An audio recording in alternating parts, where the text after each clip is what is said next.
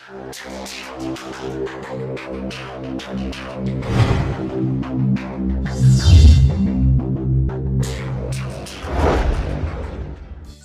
tout le monde, c'est LOL et on se retrouve aujourd'hui pour une petite vidéo pour vous expliquer simplement que je vais lancer une série de vidéos pour vous apprendre à résoudre le Rubik's Cube. Dans une première vidéo, je vais vous apprendre à résoudre la première face et la première couronne, ensuite la deuxième couronne et la face jaune, et pour finir je vais vous apprendre à le terminer.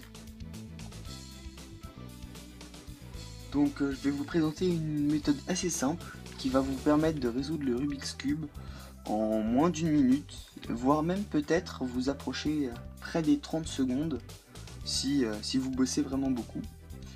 Personnellement, moi je descends autour des 50 secondes.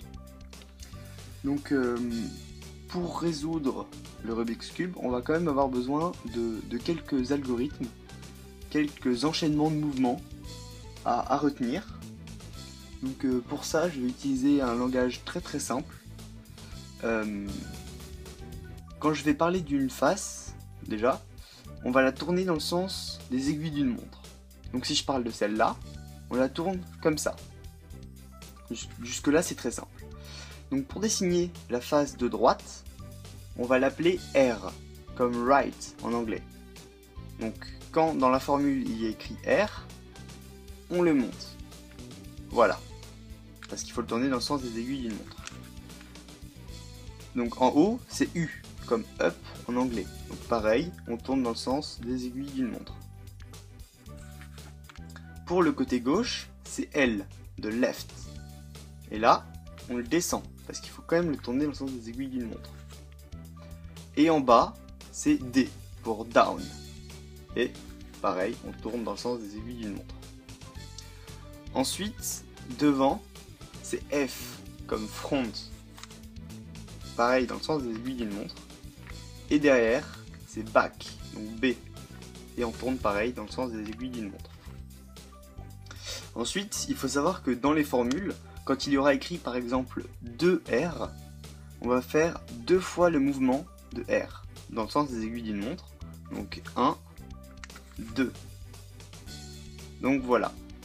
Et ensuite, quand il y aura écrit un petit apostrophe, donc prime, donc R prime, ça veut dire qu'on se tourne dans le sens inverse des aiguilles d'une montre.